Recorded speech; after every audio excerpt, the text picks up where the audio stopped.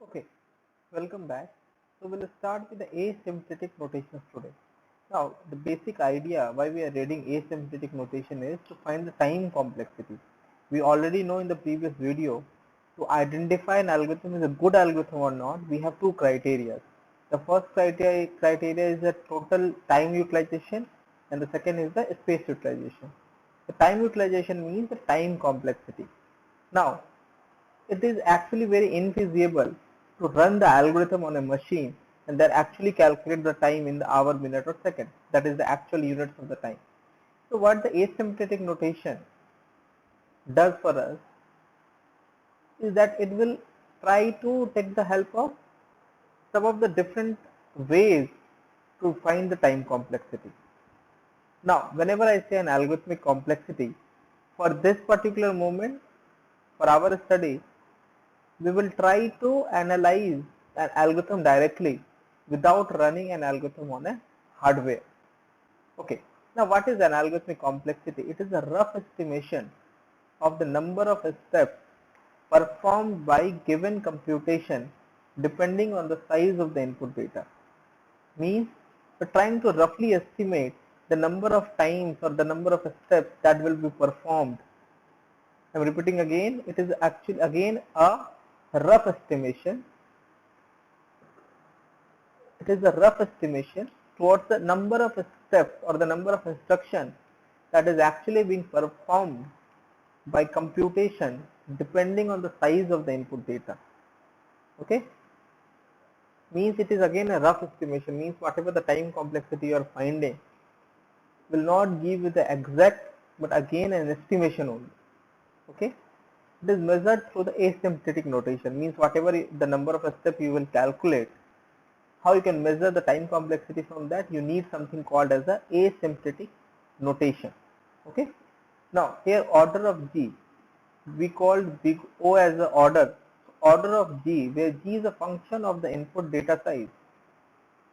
Take some of the examples. Now order of n means all the elements are processed only one time, that or a constant number of times. It is a linear complexity. Second example could be a quadratic complexity. Each of the element is processed n times, then it could be like quadratic complexity. Okay, now again I am saying algorithmic complexity, whatever we will study here is a rough estimation only, means we will have to just calculate the number of steps that is going to be executed, and with the help of that we will count the number of times this particular line or statement will execute, and it will be your time complexity. First you have to understand the asymptotic notation, and with those help of those notations we'll try to find the time complexity of different algorithms. Come to the first notation called as a Vigo notation, also called as the asymptotic upper bound. This is the upper bound, means you can consider in this way, this is the maximum possible. Now I have two functions fn and gn here. Now you can see here in this particular graph that after a particular point or n naught, after a particular point n naught, the gn is always rising in the terms of fn with the help of a constant c. I am repeating again this line. In this given graph, after a particular point n naught, the function gn is always rising in the respect of fn with the help of a constant c.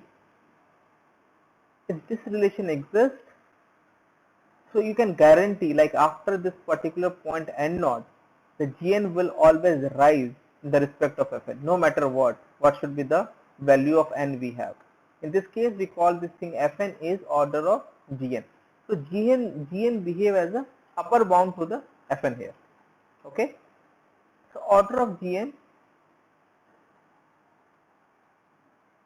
so the relation would be like fn is less than equal to c dot gn for all values of n that is greater than equal to n naught, because n naught is the starting point. So after the value of n naught starting point, the n for any value of n that is greater than the n naught itself, this function will be satisfying. Fn would be less than equal to c dot gn with the help of a positive constant c. Now, second is the omega notation, also called as the asymptotic lower bound. The previous example, in this case the Gn is behaving as an upper bound. At the same time, in this example, we call this thing as an omega notation, also called as the asymptotic lower bound. See, after this particular point n naught here, the Gn would always be the lower function or a function that is dim below the Fn always. You can see here, after this particular point n naught, to any value of n, the Gn will always be the lower function or would be the diminishing function, that is a lower function than the Fn, no matter what is the value of n. In fact, this is the case, if this is satisfying, we call this thing Fn is omega of Gn. Here Gn behaves as a lower bound to the Fn here. So omega of Gn, there exists a positive constant C and n naught, where C dot Gn here is always less than equal to Fn, or you can say in this manner, Fn is always greater than equal to C dot Cn.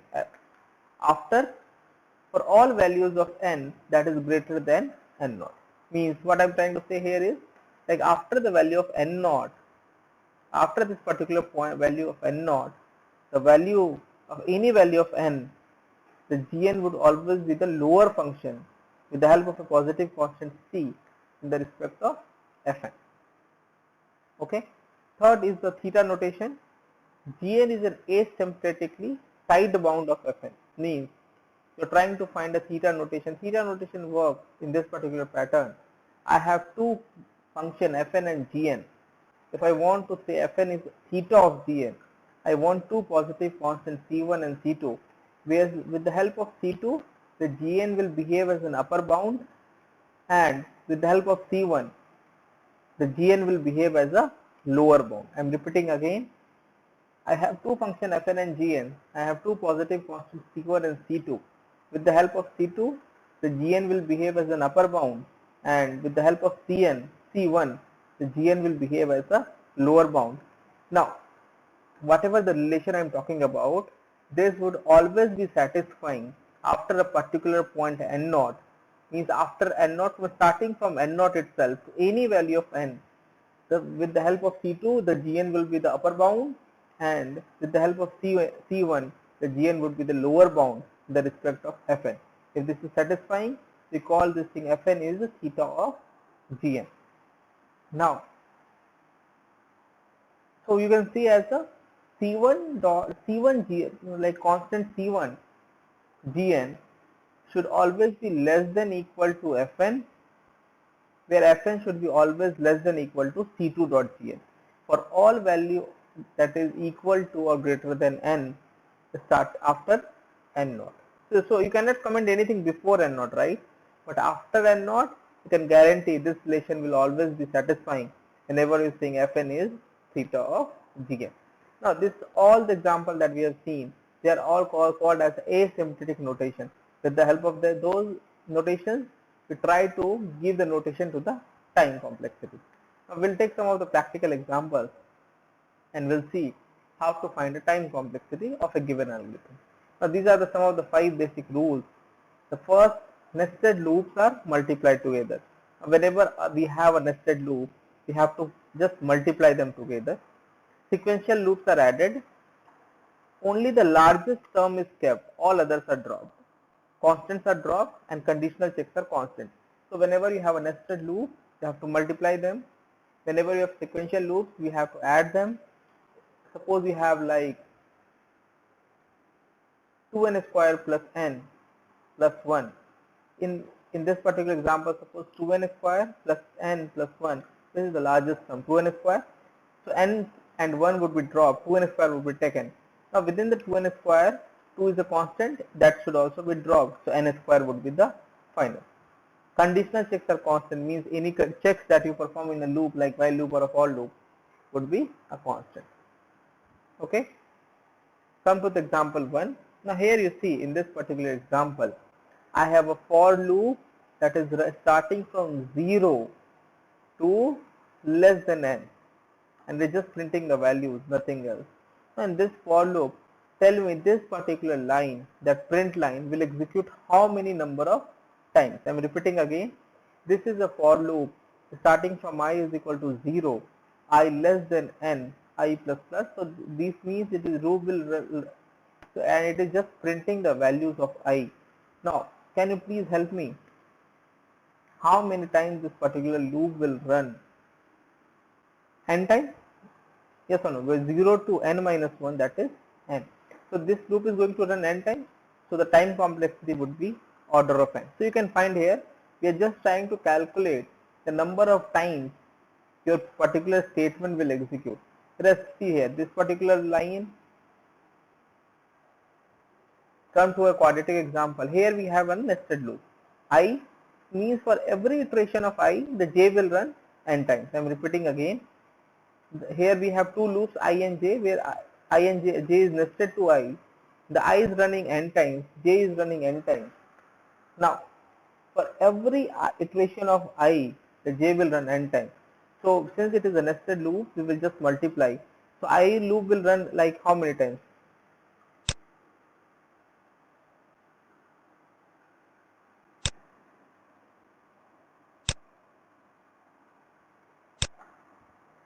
This will run n times. This will also run n times. It would be like n square. Okay. So the first, this particular statement, the first line will execute n times. The second will execute n times. Eventually, I have to multiply because they are nested loop. It should be n square. Okay. That is the time complexity order of n square. Now we'll see here.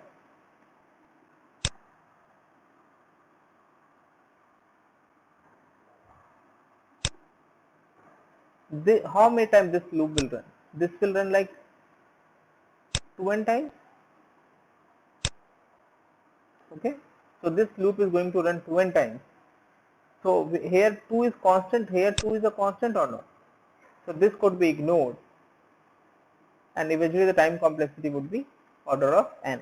At first, you might say that the upper bound is order of 2n.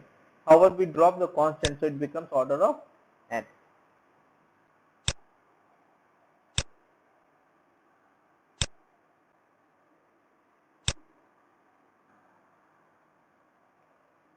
Now come to here. We'll see in this example how to find the time complexity. Okay, so this loop is running like how many times? N times. Okay. Now here you can see this I loop, that is a linear loop, is running n times. You can see here, this is running n times. This is also running n times. Since they are nested, I will multiply. So n square. Now after this, you can also notice it down that the first, since there are two loops, we have to add them together. So n square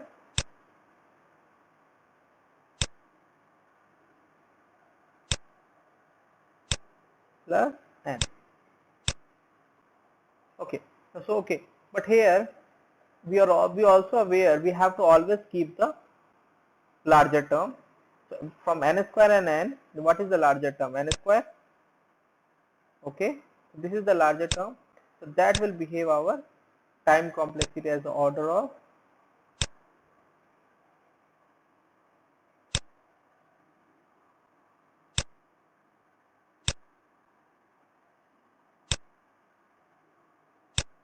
that would be the time complexity order of n square. In this case, we will add each big loops big O. In this case, it should be n plus n square. So that it is not an acceptable answer since we must drop the lowest term. So the upper bound is the order of n square y because it has the largest growth rate. Come to here, what we will see with an example now. This will run like how many times? N times. This will run how many times? 2 times. Since they are nested, we have to multiply. So 2n. The complexity would be, because 2 is a constant, I have to draw. Complexity would be order of outer loop is n time, the inner loop is 2 times, thus this we have 2n. Drop constant give us order of n. Now see in this case also, this will run like how many times? Order of 1 time.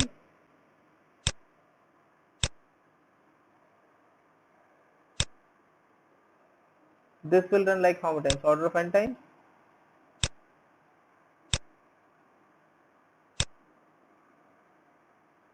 Now we'll see this together. It will run like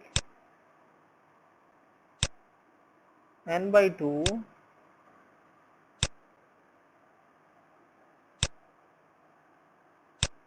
into n.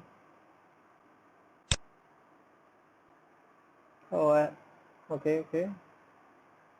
It should be n square by 2 plus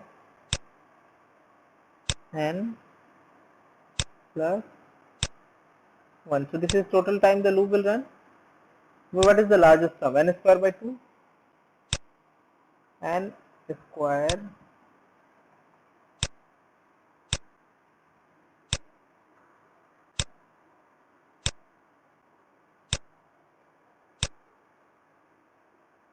okay, in this case we can ignore the constant, that is n is 1 by 2. The complexity would be order of n square. Now in this case we'll see again, this will run 1 time, this will run n times, this will run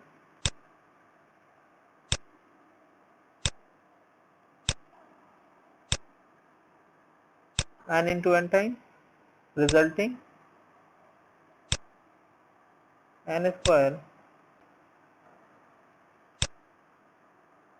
it should be n square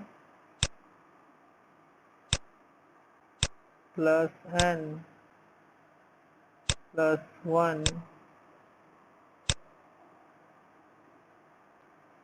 The largest term would be kept as the answer, order of n square. Here you can see what is going on in this particular question. It is just a while loop.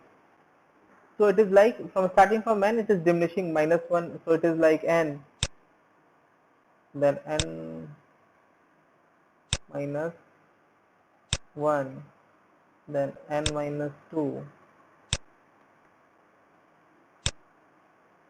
It will keep on going like this until diminish to greater than 1. So it should be like what?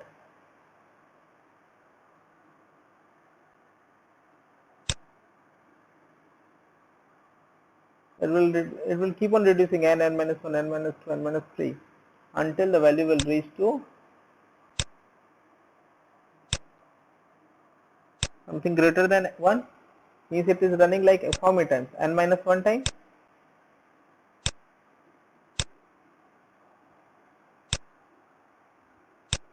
The complexity will be order of n, like as O. What is so? It is like first it will run n times, like starting from value is n, then n minus 1, then n minus 2.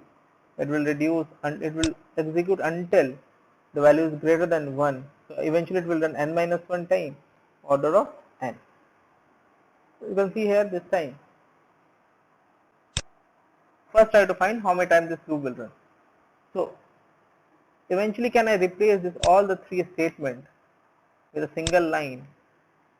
N is equal to n minus 27. Yes or no? Okay. Since you are doing a like 27 minus 27 minus 27, eventually this loop will run n by 27 times. The complexity would be order of 1 n. Okay. Now here in this case, just try to replace all these three statements by a single line. It is like n is equal to n minus 45. Sorry for that. It should be n by 45.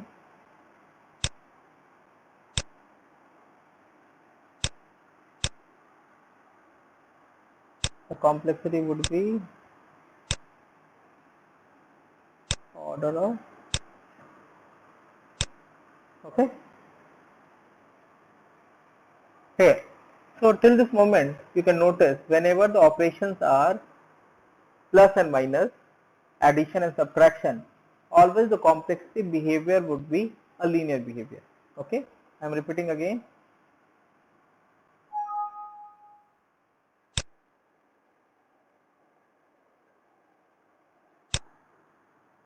Okay, so till this moment,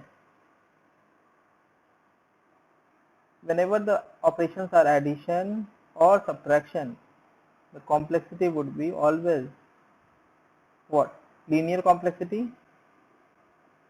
Whenever it is a multiplication and division, it will be logarithmic.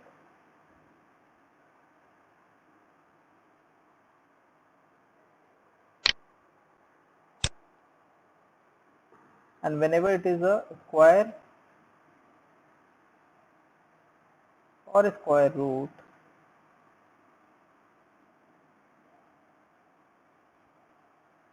it should be log of logarithmic. Okay, so that is the basic. Whenever you can see here, whenever the operations are just opposite in the nature, like addition and subtraction are opposite, but the behavior towards the complexity will remain same. At the same time, whenever it is a multiplication and division, they are opposite to each other, still the complexity behavior would be logarithmic. At the same time, whenever it is a square or the square root, the complexity would be log of logarithmic. We'll take an example here and see. While n is greater than equal to 1, n is equal to n by 2. So we keep on dividing n by 2 until it reaches the 1. So starting, let me take this value. Here you can see what is the starting value. Can I write n as n divided 2 raised to the power 0, because 2 raised to the power 0 is 1. It will be n only. Now after a single iteration, like here you see every arrow is a single iteration. So after a single iteration, the value will diminish by 2. So can I write n by 2 raised to the power 1. After the second iteration, the value would be n 2 raised to the power 2. After the third iteration, the value would be n divided by 2 raised to the power 3. After fourth iteration, so it is keep on dividing, right? Iteration means again the loop is running again and again.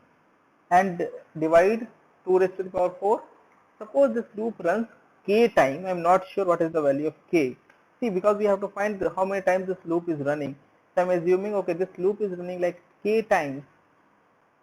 See, first time 1, second time 2, third time 3, fourth time 4. Suppose after k such times, the value would be n divide 2 raised to the power k.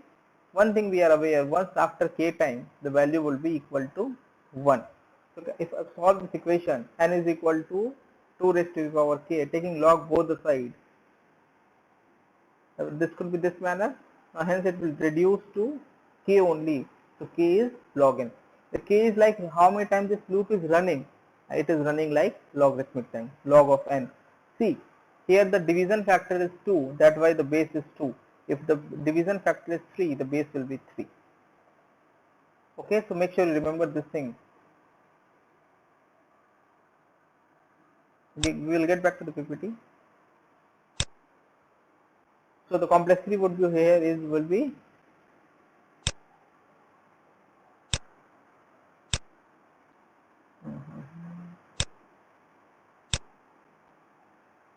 order of, ignore the writing, right?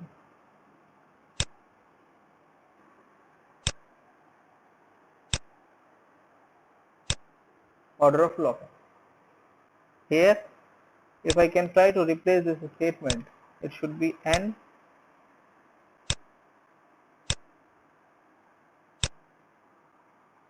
divide by 6. Again it is a division operation, we know the answer would be order of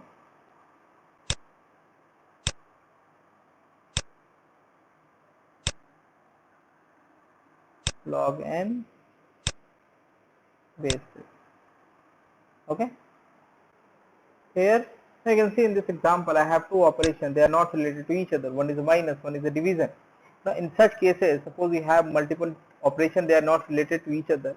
Try to find an operation that impacts on the number of times this loop will run. Obviously, suppose you have 100 rupees, somebody will take minus to like 2 rupees, or somebody will take 50 rupees, which has a major contribution. Obviously division. So in this case, a particular operation that has a major contribution will be counted towards the time complexity. So it will taken as the n is equal to n divided by 2. In this case, the complexity would be obviously order of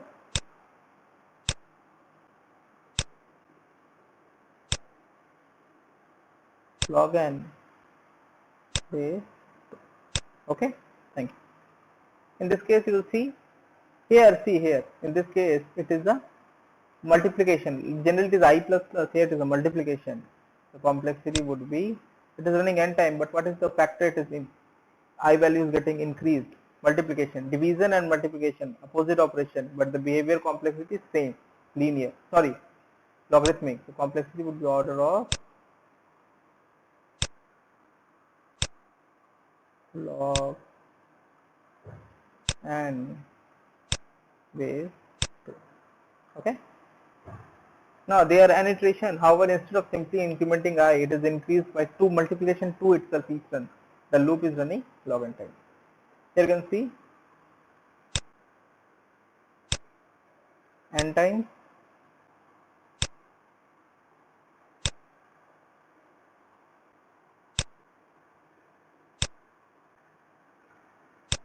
log n.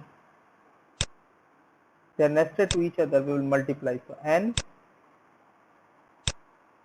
log. What should be the base? The base will be 2 because multiplication factor is 2. Okay. And to log n. Now here it is a square root. So whenever I say it is a square root, we are aware the complexity will go to the log of logarithmic. Simply. So the complexity would be order of log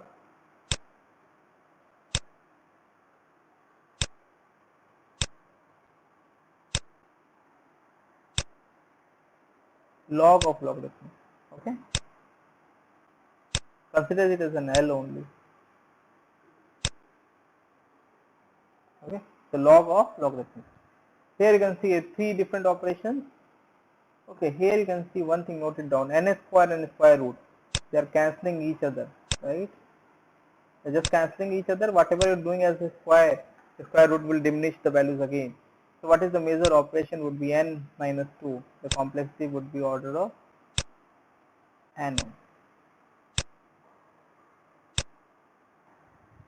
Okay, here in this case, try to figure out they are nested. So n.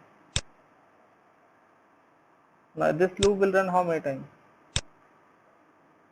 J square. So square we are doing log of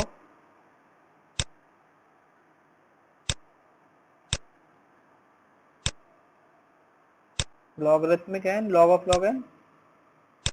Since they are nested to each other, will multiply order of n into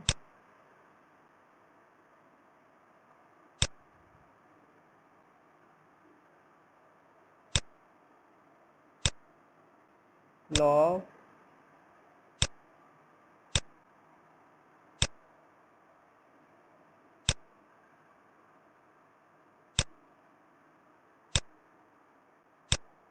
n into log, because they are nested.